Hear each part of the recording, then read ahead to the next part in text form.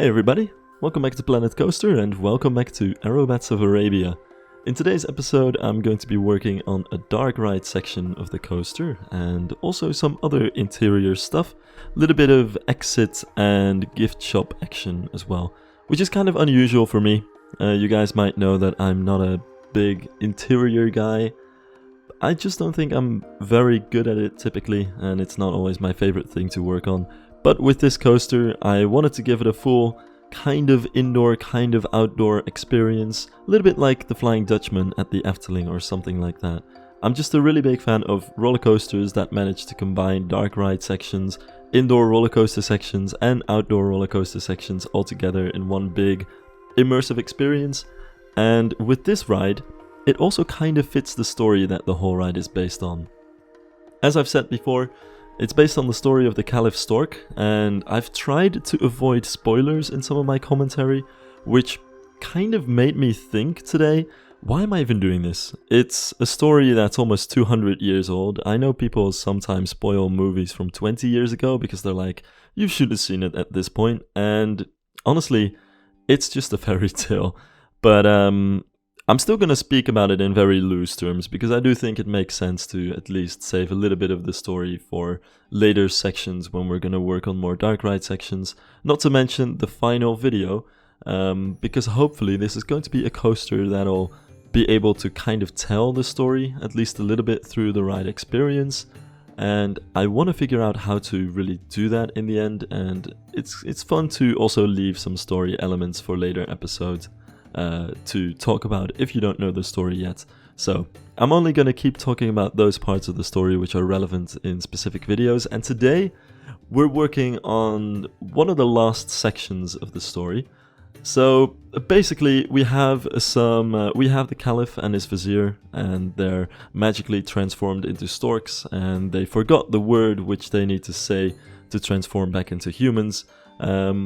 And yeah, basically they've been bamboozled by an evil wizard that wanted to steal the kingdom. It's kind of what it boils down to. Also, I guess he wanted to steal the caliphate, but you get what I mean. And at some point near the end of the story, they're very sad and they end up in an old ruined castle. And that is what I'm going to be building here. And the rest of the story continues in a very exciting way that I'll talk about later. But for now, it's important to know that the way that the coaster goes is kind of based on the story. So we start off with in a city. At some point they start flying about, and that's when we enter the exterior parts of the coaster. And now we enter the last dark ride part of the coaster, where we explore these old castle ruins. And from an in-game perspective, I think it's a really fun theme to tackle, especially in a dark ride section, because it's a theme that we have so many useful Theme Maker's Toolkit items for, especially the ones made by Black Man Shadow, so a huge shout out to him. These ruin pieces are all from a big collection that he's made a while ago, and the textures are just really nice. It's quite realistic, almost too realistic, because generally most items in Planet Coaster have a sort of cartoony style, but this really suits the theme that I'm going for. Plus, the idea with Aerobats of Arabia was always to try and use as much Theme Maker's Toolkit as I can. That's also kind of why I chose to go for the themes that I chose to go for, because I know that for many of these themes there are many Theme Maker's Toolkit items available, and especially the trees. Being in a kind of tropical environment means that we can stick to all those amazing Theme Maker's Toolkit palm trees, and we don't have to deal too much with the in-game trees, which will probably ruin the immersion a little bit, because I think Frontier only really got trees together very well once they started making Planet Zoo, and we're a little bit too late with that, unfortunately. So, the basic layout of this dark ride section is that we have both coasters doing kind of a helix in opposite directions, so this is where the coasters split again, and then you'll be able to meet your counterpart going the other way around, which I think is gonna result in some fun interaction. I was trying to get the coasters to come as close together as they can be without running into any issues that you might actually hurt each other. And I think it's just gonna be fun to have that timing moment where you're both going through the curve and you can see your opponents, so to speak, going through their side. This is also where they start diverging a little bit in terms of how the layout's gonna go. Red is a little bit faster, has more speed. Purple is a little bit less intense in that sense, but it does have an inversion, a sort of. The track inverts, but of course, it doesn't do it that quickly that the cars will rotate as well. So you'll always stay upright. This is still a family coaster in the end. But you do have some slight variety in what these layouts do. Which I guess also means that if you do ever visit this park, you know, I decided to build 2 coasters to make the capacity a little bit better, which is kind of like Max and Moritz in the Efteling, thinking about it. It's a little bit of a tried and tested technique. But at the same time, if you're really a die-hard fan, and especially a coaster enthusiast, you're gonna have to do both of these anyway. And I think in that case, they should deliver at least a different enough experience where you can think of which one's your favorite, and they could appeal to different kind of people who are into different kinds of stuff.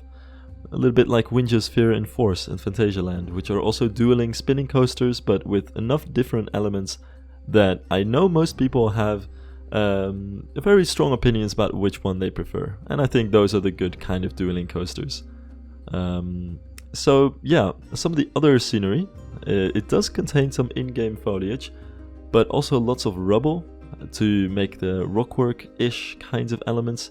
As you can see, there are just so many pieces that you can make a ruined building with. So many rubble pieces, both from the Theme Maker's Toolkit set, but also from in-game Adventure Pack. And also lots of vine pieces and stuff like that. And when it comes to vines, my favorite choice is often to actually go for the rose vines. I think they're supposed to be flowers, but if you make the flowers green and try to get them in exactly the same shade of green as the greenery of the plant is, you can actually make some pretty good vines that actually have a really 3D effect, whereas the standard vines in Planet Coaster are just a 2D texture, so it's not quite as useful. And especially with these very detailed 3D ruined pieces by Black Man Shadow from the Theme Maker's Toolkit, I think this kind of bush works a lot better. Now for the supports, as you can see, I was messing around a little bit with just standard simple supports, but then I realized they kind of ruined the immersion of going through this ruined structure. So instead I figured, why not make some supports that are kind of dressed up and look like they could be something like fallen down pillars from this castle. So in the end, that's what I ended up doing, and I think it works a little bit better. You could very well imagine that there would be real steel supports inside these stone decorations. They're kind of disguises in a way, but I think it works a lot better to do it this way than to go with the standard support structure. I'm also building all of this without an exact idea of what the building around this is going to look like. I just wanted to make sure that I got the centerpiece right and that the tracks look good enough. But one thing that I already noticed is that it's kind of hard to do a dark ride section justice in this case. It's already kind of harder with roller coasters because your camera, at least when you're doing a POV, is fixed to the front. So you can't exactly look to the side and see what kind of scenes are happening there, especially on fast sections like this because you don't have a lot of time. So all in all, I'm building this scene in such a way that I think it would look pretty cool for some off-ride shots, and maybe if you're looking around in the coaster, but mostly it's going by way too quickly to really think about what you're going through and really take a look around you if you're on the coaster. So I would say this whole dark ride section is more about the vibe than particularly any details. So I'm not working too much on the details. I think the general look of the area, the ruined atmosphere and the lighting are going to be some of the most important parts of all of this. And the more detailed dark ride sections are going to be at the very end, the very beginning of the coaster, when we have the slower sections that are supposed to ease you in and out of the story a little bit more. Not to mention that doing dark ride sections with this coaster type in particular is kind of a ridiculous idea, and sometimes I'm kicking myself for even coming up with it, because these things have such a huge hitbox that it makes building buildings around them a little bit annoying as well. And even looking back at this dark ride section, this is a huge building. Within Planet Coaster, it doesn't really seem that bad, but you know, looking at it in terms of dark rides, you could fit almost 3 rooms of a regular, smaller type dark ride into this one building. And this is only one curve. This is only for like 10 seconds of ride time. So all of that is really just because the hitboxes are enormous, and even for that larger curve on the purple coaster, you know, it's not entirely banked, so it just goes to the side by like 1.5 meters. So it just makes the building so much bigger on all sides. And yeah, this is just the coaster section, and we still have a bunch of sections to go. So it was a little bit ambitious to do this in a dark ride sort of way to begin with. But oh well, I think it's fun to do anyway. Now for this section, looking back, I'm not entirely sure why I decided to put some catwalks in here, but I figured realistically I can put some catwalks in here, and it would be a pretty difficult place to evacuate people if something did go wrong, and this is kind of the deepest valley in the whole layout, so it could valley here very well. So I decided to add some catwalks in there just to make evacuating a little bit easier, but I still have to figure out how I'm gonna make those catwalks go anywhere. The same goes for the purple coaster, which doesn't have them at all, but there I was figuring, you know, there could always be some things that I could install. I haven't really done anything with this yet in game, but perhaps there could even be some kind of rail in the roof where you could lower a small wagon and get people out of the cars. It's just that this is a very difficult to evacuate coaster, and ways to evacuate people are always something that's kind of on the back of my mind whenever I'm making coasters. And yeah, this coaster type just makes that very strange.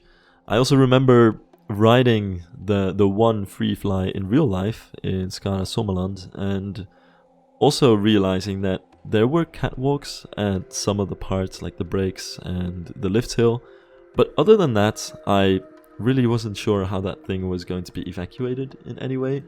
So yeah, this is an awesome coaster type, don't get me wrong, but it's things like these that also make me wonder, or make me think that it kind of does make sense that there's only one of these in real life, because it's just a little bit too nuts almost.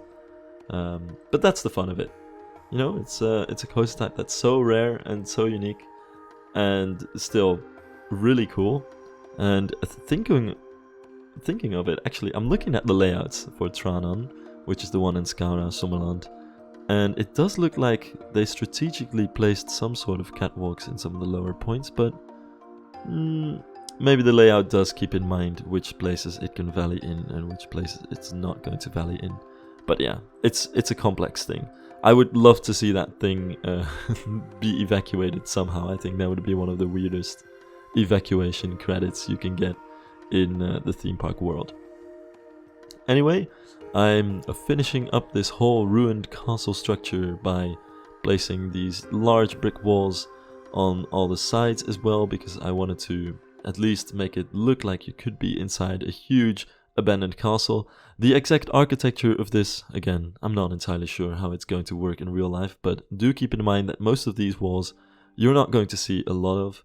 It's mostly going to be very dark. Only this center part and some of the parts around the tracks are going to be lit up. And I want to bring as little attention as possible to the roof and to the walls on the side, especially because the roof is going to be a simple standard dark ride roof. I'm not going to theme that. I want to keep it realistically ugly, and at the same time not draw too much attention to it. Anyway, that's it for the dark ride section. So now we're moving on to another part of the video.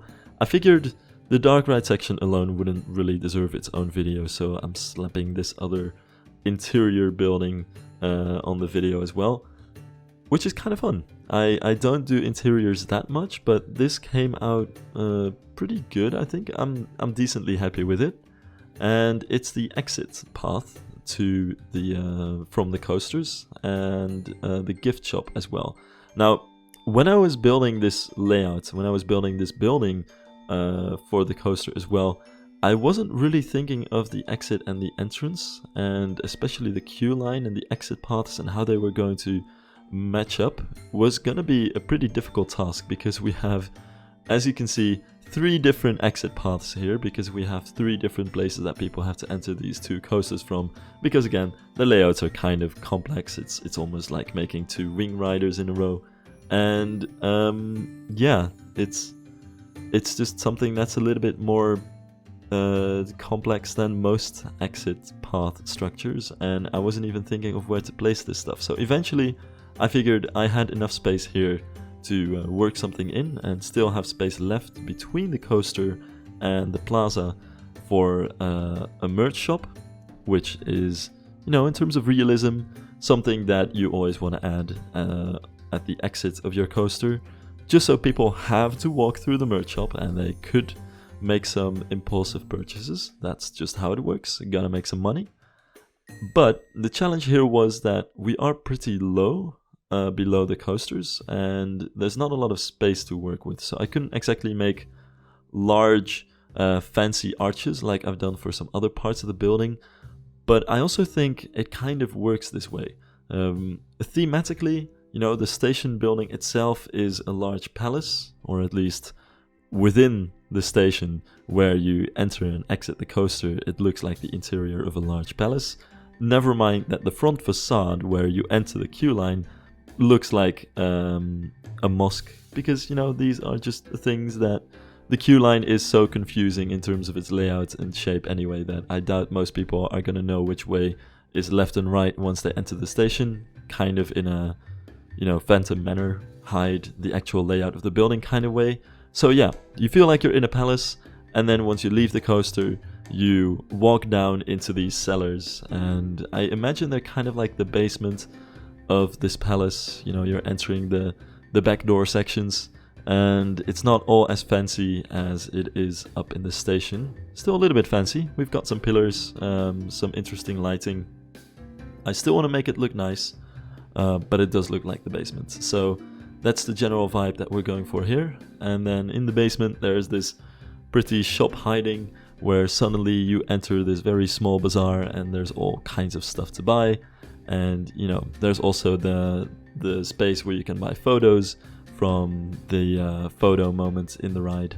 Speaking of which, I did already install the booth where you can buy your photos. It's gonna be right here with the trusty Archer, of course, to figure out what my dimensions are gonna have to be. But I still don't know exactly where I'm actually gonna place the camera that's gonna take these pictures. Realistically speaking, it's gonna have to be in the dark ride section, but I'm not sure what kind of perspective and location is very handy. So ideas about that are very welcome. I'm gonna return to the coaster at a later stage, because in the next few episodes I'm gonna work a little bit more on the theming first, but it's something that I'm still trying to brainstorm about. So yeah, anyway, moving on to the interior of the shop here, I decided to take my ceiling decoration from the other store and just plop it into here, because it fits perfectly and I think it makes the ceiling look a little bit nicer. And then I added this kind of compass-like decoration for the ground floor tiles right underneath it, so we've got a little symmetrical thing going on. And then we also have a nice place to place a chandelier and make this whole thing look a little bit more fancy than the rest of the basement that we're in. So lots of tiles here. Now these tiles they have a kind of glossy texture that I'm not a really big fan of. I think outdoors they tend to look a little bit too light and reflective, especially compared to some of the other path textures that I'm using. But I think for an indoor environment they work perfectly. So I decided to use those there. And then behind the counter for the photos, there's just a much simpler wall, because, you know, this is where the dark ride building starts encroaching on the store. So it just barely fits. But I'm very happy that it does just barely fit, because that's realistically what you're looking for with your dark ride building. You don't want your dark ride building to end up being too large and take too much space to make the whole thing, because that would just look a bit unrealistic. I always find it fun to look at theme parks on Google Maps, especially these days, because many theme parks in the world are now available in 3D. And it's always fun to look at the dark rides and see how large their dark ride buildings actually are. And I think some of the most impressive dark rides are the ones that manage to make a small building look much bigger than you thought it was. And it's also fun to look at those buildings and try to figure out what the layout of the ride itself is, looking at them. And I think this is a similar case like that. You know, with a Planet Coaster Park, you're always looking from, well, mostly looking from an aerial perspective. And having a dark ride building that's realistically sized for a real-life theme park in general, I think adds to that sense of realism as well. So yeah, everything's kind of cramped in here, but I think that's a good thing as well. Now, of course, we have to put loads of planters everywhere because we have to make this look nice and tidy. And thankfully, this outdoor window/indoor basement pillar look, I think, doesn't clash too much. So we do have a different wall on this side, but it adds some variety, I think, to the interiors and doesn't make it look bad necessarily. Then I made some custom lamps here, and with the lighting you can really see this place coming to life, I think. And realistically, it's also how I'm going to shoot most of these indoor sections, because I make these indoor parts with daylight because it's just a little bit easier.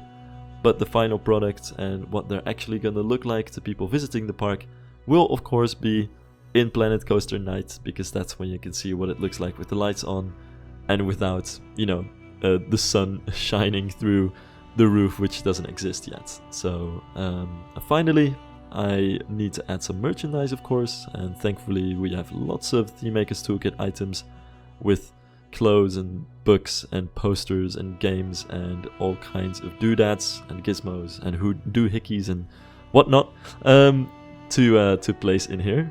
And yeah, there's not much of a rhyme or reason to any of this, but just plopping down lots of stuff. And that's it for this episode. Hope you guys enjoyed this little look into some interiors, and I'll see you in the next one.